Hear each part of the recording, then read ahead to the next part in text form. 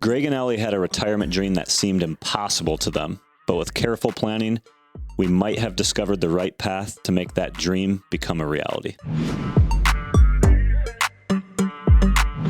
Welcome to Rise in Retirement, where it's our goal to empower you to make smarter financial decisions. I'm Jett. And I'm Taco. We are financial advisors at W.A. Smith Financial Group, a firm dedicated to helping clients reach their financial goals. We've helped over 3,000 individuals and families do just that. And today we've got a great case to go through. Yeah, it's about retiring early, relocating, or really finding that dream home. So Jarrett, you had the opportunity to sit down with Greg and Ellie. So I want to hear their story. Why don't we jump in and kind of talk about what their dream retirement looked like and how we were able to maybe make it within reach. Sure. And before we do that, if you like anything that we have in today's discussion, make sure you hit the like button and subscribe to our channel so that you can see more video content each and every week just like this. So yeah, Greg and Ellie come in. I sit down with them. And they were, pretty normal, unassuming couple for the most part. Late 50s, got a 4 to 5 year target retirement date, and similar concerns as what most people would have. Leading concern was, do we have enough to retire? We think we're doing pretty good. Not quite sure if we have enough to actually make this work. Greg was worried if Ellie would be okay if he were to predecease her. He kind of handled most of the financial stuff. Now, he wasn't savvy and he didn't admit to being savvy, but he was the lead in those types of conversations. He did most of the talking. As we went through it, their goal was to retire at age 62, if not earlier. They thought if we could go earlier and you can show us a path, we'd go earlier. Had a lump sum pension decision, didn't know when to take Social Security. All that stuff was pretty normal. But then towards the end of the meeting, Ellie hits me with the dream goal. Now, we've seen this before. Yeah. Her dream, and I think because it was her dream, it was also Greg's dream. They wanted to completely relocate and move to their favorite vacation destination and live there permanently, which was Hilton Head. Great place. Yeah. So the first thing that came into my mind is, wow, what a cool goal. And the second thing was, wait a minute, it is way more expensive there than it is where they're living. So it was kind of a unique circumstance. I had never really had someone lead with that as a primary objective for why they were coming in to see me. Yeah. So how did they feel about it? Like, obviously that's probably something that they had talked about. I've sat through cases, like this where maybe it wasn't going to come out, but then Ellie was probably like, you know what, we're here. Yeah. Let's bring it out. So I guess a couple questions for you on this is, number one is, how did they feel about it? Did they have the confidence that they were there to do that? Good. They were split. Greg felt pretty good about it, but he was like that with everything. He was pretty confident. Really nice guy, really confident though. He had felt that they had amassed a really good nest egg, and that he was kind of like, yeah, we can do it. Don't know how to do it. Need your help showing me what we should do to actually make that reality. Ellie was the opposite. She thought there was no way. It's far-fetched. No way that they were ever going to have enough money to do that, but not only do that, actually live the way they wanted to live in Hilton Head. It's one thing for them to go to Hilton Head and relocate and build or buy a house there and sell their house where they live now. It's another thing to actually do it and still spend confidently. She felt like the jump in their expenses was going to be way too high for it to be a reality. And the other thing, and this is probably the bigger factor, she had no idea how to estimate what that jump in expenses was going to be. Yeah. So walk us through, like, how did you approach this to start? Like, what was the kind of the foundation when you get started? And I guess my question too was going to be, what if this was a no? If this is a no, was that going to keep Greg and Ellie working longer, or were they still okay with, hey, we're still, objective is to just retire? Yeah, that's a good question. And we talked about that. It was not a no.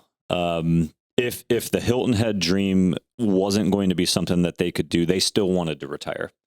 They were also willing, and this is actually the route we are going to end up taking, they're also willing to delay that move. So if you can show me a path to retire at age 62, And then if we have to wait a couple of years to actually make that jump, then we're willing to do that too. Okay. So I think they had about 1.8 million saved at this stage, a couple years away from retirement.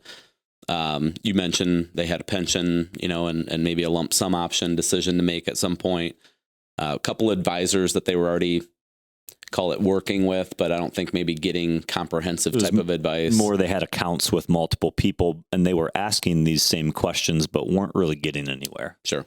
So how did you start that conversation then? Like, where does this start to determine, can we make this a reality? Well, I mean, we sound like a broken record probably, but it always starts in the same place, especially when it involves retirement spending and it's the foundation. So what we had to determine first off was, forget about Hilton Head for just a second. We're going to work that into this equation. How much do you guys spend every single month to live the way you live here? How much do you spend? Is it $5,000 a month? Is it 10? And they had come up with a number that was $8,000 a month. Now, we had to sanity check that like we always do, and that was even a little tight because if their goal was to retire at age 62 and spend $8,000, neither one of them had retiree medical extension. They couldn't take their health insurance plans and bring them with them into retirement. So they were going to have to fully fund out-of-pocket healthcare expense for a minimum of 3 years till they got to age 65.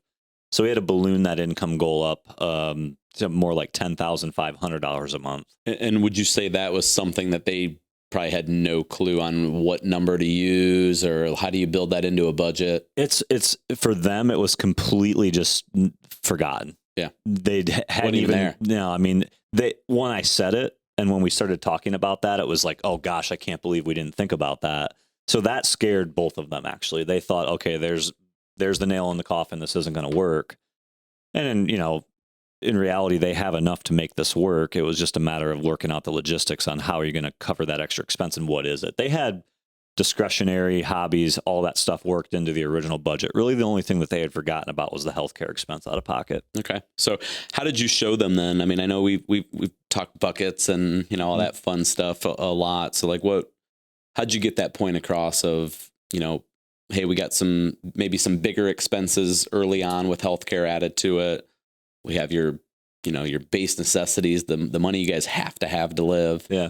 And then we got to start figuring out, can we build in this discretionary stuff to live the life in your retirement? Yeah. So we talked about phases, different phases of income. So if they do retire at age 62, the first phase runs from age 62 through age 65 because their expenses are going to largely stay the same during that phase. And they change kind of two ways, because as the conversation went on, we agreed that, hey, based on what you have, I did some quick calculations on the calculator in the conference room with them. I didn't feel a strong push to say, hey guys, you can retire and at 62 immediately move to Hilton Head. I just didn't think that there was enough there. The other part of it too that scared me a little bit about that is they didn't have any idea what they were going to do. There was no set plan. They didn't know what it was going to cost them in Hilton Head. So we worked on the phase one first. And then for phase two, I had to ask them a lot more questions. They go to Hilton Head once a year. So they have a general idea of what things cost down there. But I had asked them if they had ever considered taking a trial run. And this happens a lot, right? So if you retire at age 62, are you guys going to go down there for an extended stay? Are you going to go down there and live for a month or 2 months? Because there's two things that were coming to mind here. Number one, you go there once a year for a week at a time and you love it. Are you absolutely sure you're going to love it living there year round? Right. Because how many times I've seen someone move to Florida permanently only to then change that after being there because it's so ungodly hot there in the summer compared to where they're at now. So my suggestion to them was, hey, before we make a final determination on whether you're going to do this or not, would you guys be opposed to going down there for a month or 2 or 3 and actually seeing if you're going to like living there for an extended period? And it also gave them an opportunity to try to figure out what it's going to cost. I said, go down there. You guys have enough money to do this right now. Go down there, live the way you would want to live. Imagine like you're retired, right? Imagine like you're living there permanently, and spend and keep track of what it's going to cost you. So they actually did that. And they came back with kind of a number in mind. And so what we did is we took that number. subtracted out Ohio expenses that they would lose when they move, and added in the Hilton Head expenses. So the number ballooned, and that created a phase 2 income. Okay.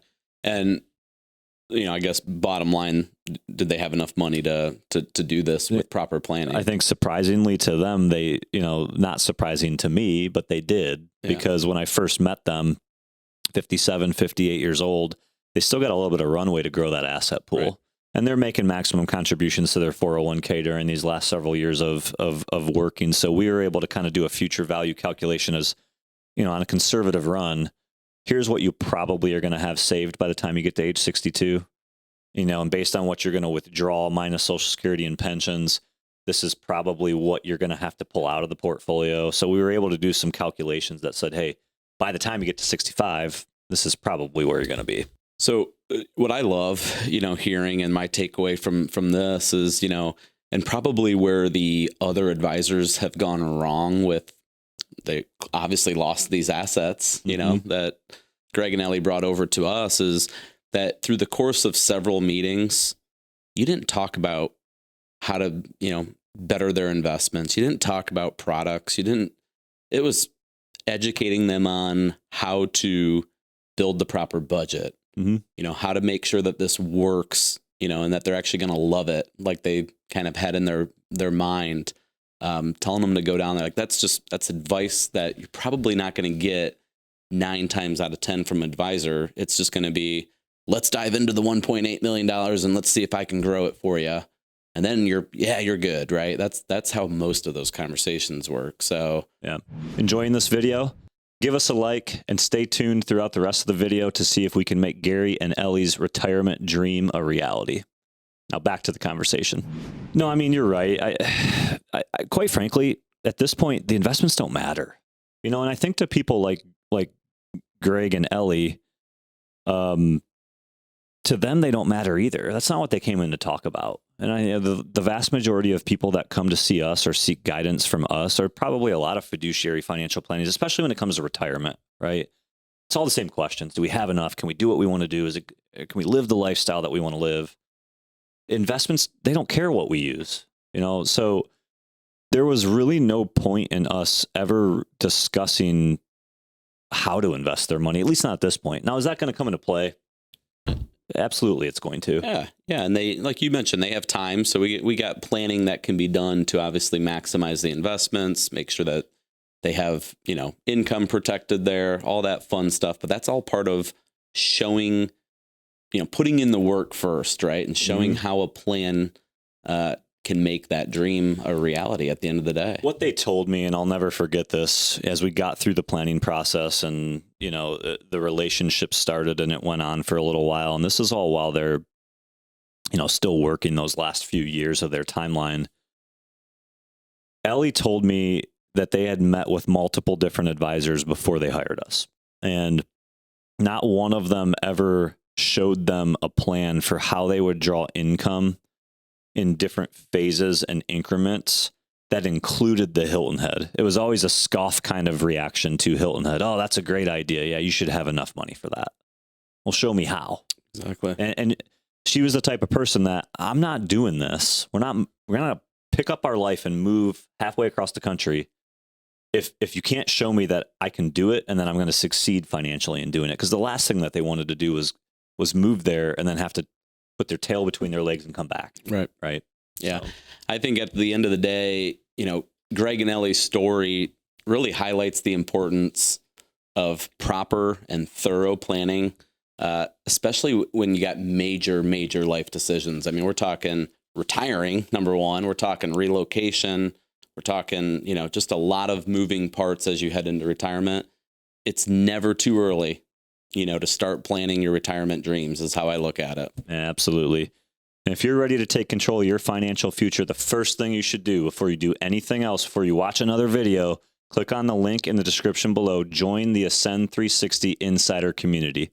This is a weekly email series, absolutely free, chock full of awesome tips, things just like the stuff that we talked about in this case example today. You aren't going to want to miss that. Click the link in the description, become an insider.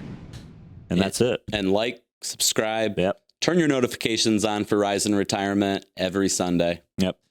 Thanks for being with us. We'll see you next time on Rise in Retirement.